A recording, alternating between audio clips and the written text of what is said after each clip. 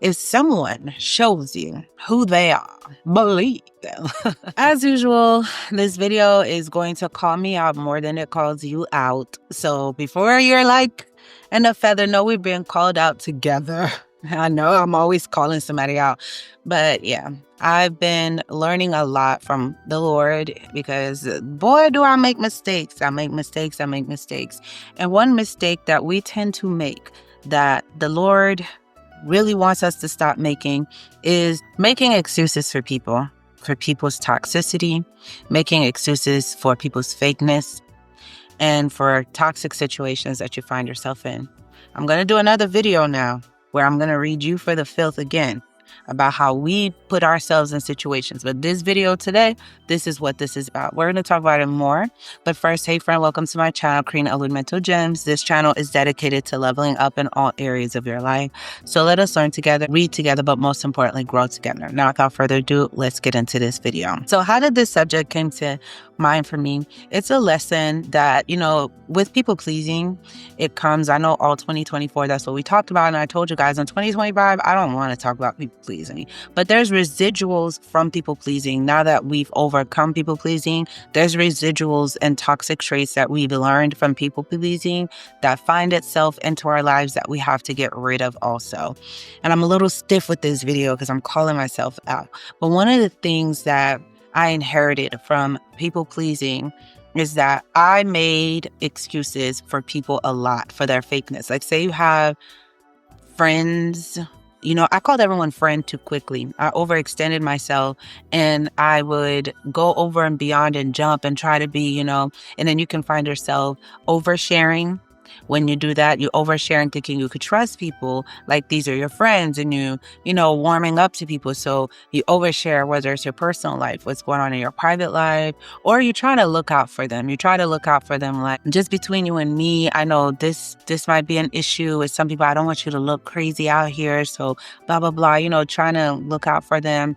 Some other traits is they may show you some things about their personality that you're like, oh, this person is a little shady or a little fake, or maybe they don't really like me, or they're not really, or they're sneaky. They do things that, is underhanded, and you kind of excuse it away because you've already made yourself like the person too quickly. You've jumped. You're too quick to defend, too quick to be too friendly, too quick to attach yourself to the person that you become blind because you're in a situation now, you become blind.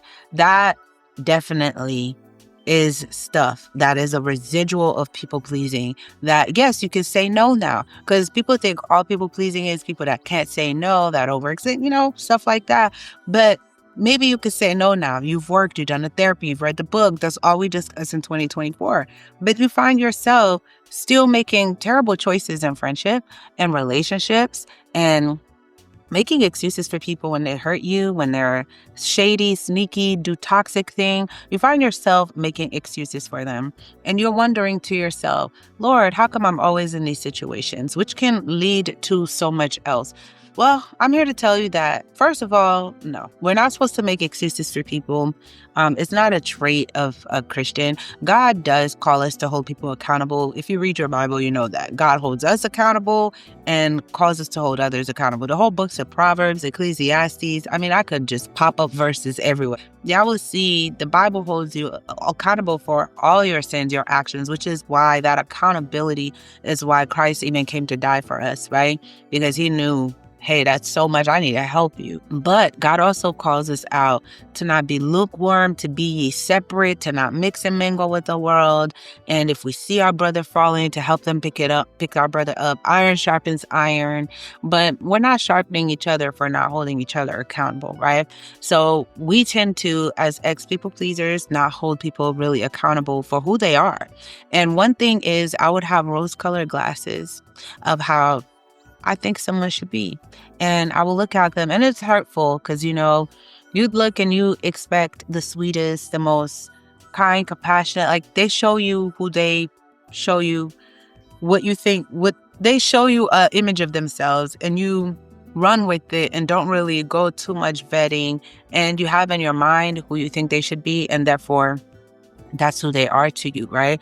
And so We tend to look at people with rose-colored glasses, and then we get disappointed all the time and wondering, where is this disappointment coming from? Well, we're looking at people with rose-colored glasses. They showed us who they are, and we did not believe them. In the words of Maya Angelou, if someone shows you who they are, believe them. I love that quote. It's one of my favorite quotes, because when someone shows you who they are the first time, believe them. That's who they are. And we talk about Joseph a lot on this channel. I always tell you guys, Joseph is one of my favorite stories in the Bible. That his brothers, in a previous video that I did about not sharing your dreams, etc., I'll pin that in the comments or end cards for you guys. The brothers revealed who they were to Joseph already. They revealed when he shared his dreams the first time. They showed the animosity, the jealous. The signs were there, even for Jacob. It was there. But guess what? Everyone ignored it. That's my brothers, rose-colored glasses, ignored it until this heinous crime happened. A lot of times, the signs are there that people are fake. The signs are there that people are fake. So the signs are there, we ignore them, and then we get so confused when we get, and for some of you guys that are just in la la land, like, sometimes I'll be honest, the signs are always there. God always showed me to. Sometimes I ignore the signs so much, and God in his infinite love, because we talk about Aaron and Miriam on this channel also, and how it was Moses's own siblings. They were his siblings, and they were gossiping and trashing him. And God had to literally tell Moses and expose it. So yeah, God will do that sometimes when I'm hard-headed. He'll just, whether it's in a dream or just bluntly tell me, I'm like Kareem, like in a feeling, and everything, that this person. And then it's your choice if you're going to listen to God or going about your way and get hurt.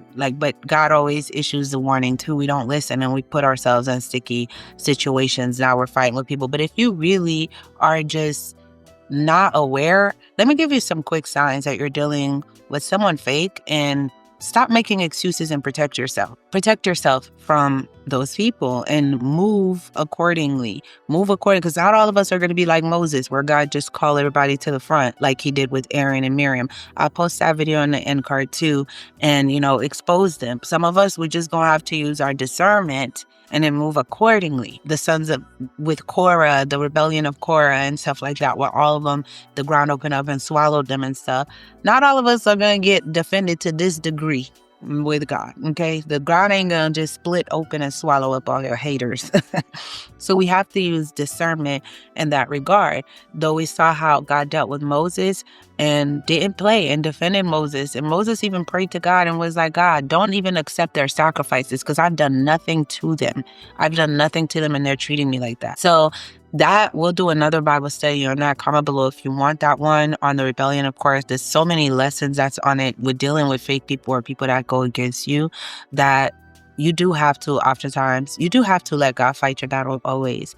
But we might not see it manifest like with Moses, because Moses was really locked in with God, and we know where we are with God. But here's some signs. Anybody that's too quiet, not in all circumstances, because there's people, is just, they're naturally quiet.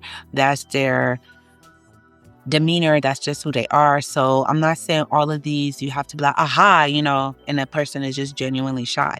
But what I find is that, according to the medium also, quiet people try to reveal as little as possible about themselves. They are mysterious and unpredictable. The ones that seem to mind their own business and not care about anything, but actually it's all an act so they can silently watch you and envy you. You can never know what is going on in their minds, and yet they manage to know everything about you. And I agree with the medium on that, because, listen, in my experience, the biggest betrayals would come from the most quiet people. They never have too much of an opinion. They're always just seem to be watching, not saying much, there but not there, type of vibes. And then behind the scenes, they really can't stand you, and the betrayal tends to come from them, and you never saw it coming. And it tends to be the loud, expressive person. Sometimes that's the most genuine. So don't get that twisted and think, oh, this person is always still so does that, so they're just a good person. Sometimes people are to themselves because they just really don't like you. But of course, there are people that are just shy because, there's always exceptions to the rule. But the other one is inconsistency and convenience only. Those people don't know how to finish what they started, so they live in this mess where they are jumping from one thing to the next. They just have no core values to set their main priorities. So let alone stick with someone through thick and thin. If these people are inconsistent with themselves, they're inconsistent with their friends. How we are, and I know in my Spirit of Delay, there was a lady, Spirit of Delay video, there was a lady that said people who are always late to things, like they're late to events, late to meetings, late to whatever, they tend to attract a spirit of delay in their life naturally, because how we are, our characteristics play off in our friendship and everything like that. If we're inconsistent in our life, we lack discipline in our life, like our work life, our schedule within ourselves, that lack of discipline will spill into your marriage. That lack of inconsistency will spill into your children. It will spill into your friendship. An inconsistent person with themselves will be inconsistent with their friends. So you do have to watch those type of things with people, see how they are. And inconsistency and doing things based on convenience only, like it'll show you that those people are not really ride or die. They're not even ride or die with themselves to stick it out through thick or thin with themselves, to get the discipline to do what they have to do. You think they're going to expend that kind of energy on you? They're not going to expend that kind of energy on you. They're usually flip-floppy. Okay, that's discernment and wisdom I'm telling you right now. No, it might not click for you, but let it register and think of the inconsistent people in your life. Think of people that aren't disciplined with themselves and how they tend to be with people. It all links. It all trickles down. Those who have bloated egos tend to be the fakest ones. It's kind of like, for example, like they gave like a law student who goes around introducing themselves as a lawyer. Inflated ego, they're always talking about their accomplishments and they're leading with their accomplishments, their wealth, what they have first.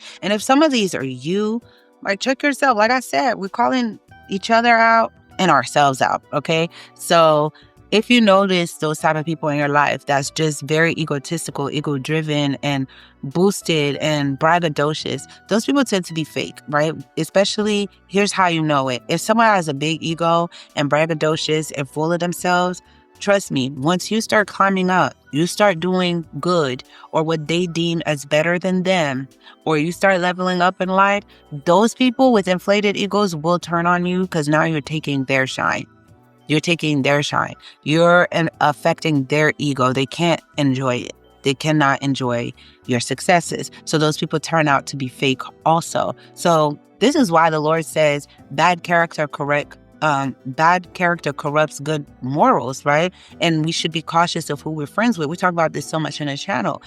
You got to be friends with people based off character. And someone who's arrogant, who's egotistical, someone who is full of themselves, conceited, those are not characters that the Lord would want you to be friends with. It's to protect you and to not corrupt you. It's protect you, and the Lord knows I'm going to bless you. Whoever is watching, insert your name. I'm going to bless you. I have a blessing for you. But if you remain friends with these type of egotistical people, once you start climbing up, they will try to snatch that blessing from you because they feel like they should have it. They feel like their ego should be the one that receives this blessing, not you. Who are you? What do you have that you have this? And why not me? We talked about why not me-ism in the Christian church also.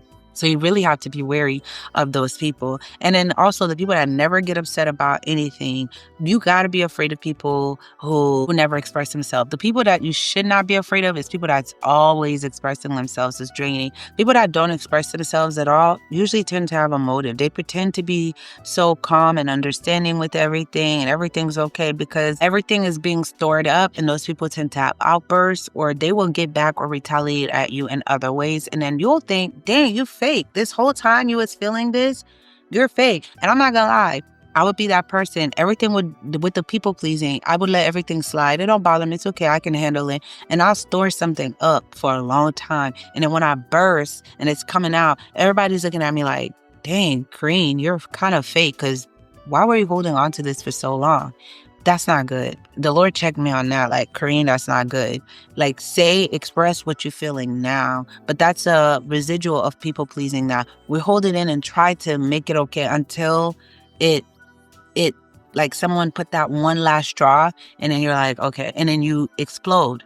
People like that will always look fake. And you are, in a sense, fake, because I think it's very fake to hold in stuff that, all the time. It is wise to hold your tongue and not vent out everything. The Bible tells us that.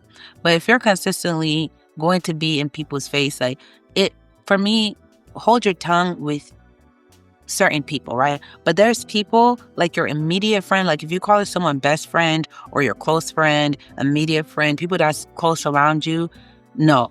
As a brother, the Bible also says we should go and talk to them when they offend us and try to express it. The Lord don't say hold it in and don't let it go.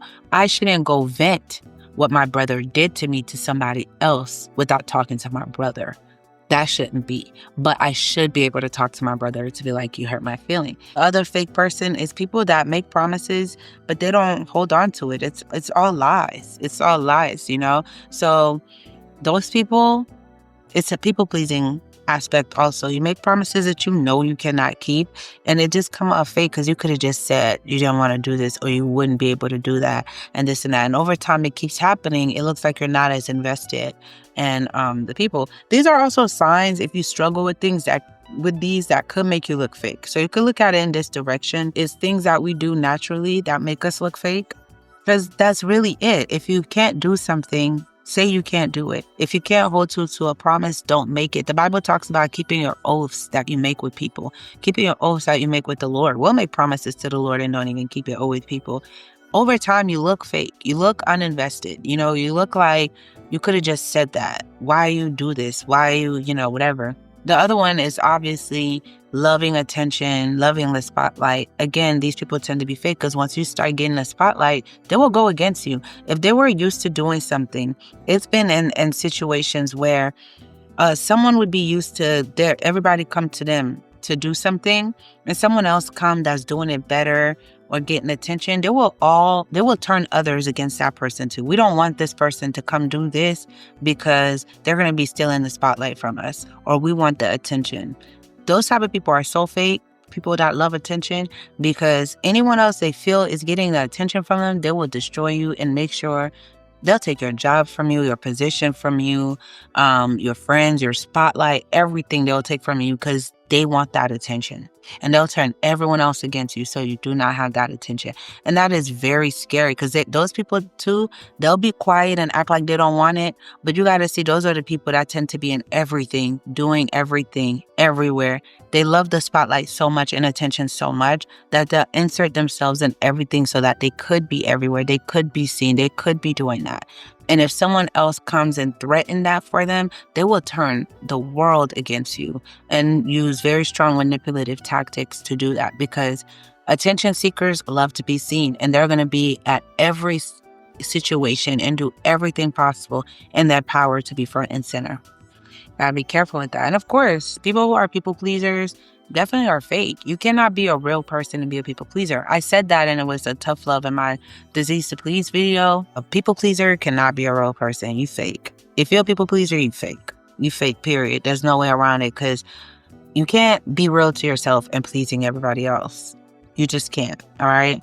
You're never authentic. You're never yourself. You're never expressing yourself, and you fall into those umbrellas. And people that use sarcasm and cynicism to make jokes, like they'll use those people that they just joke like that. No.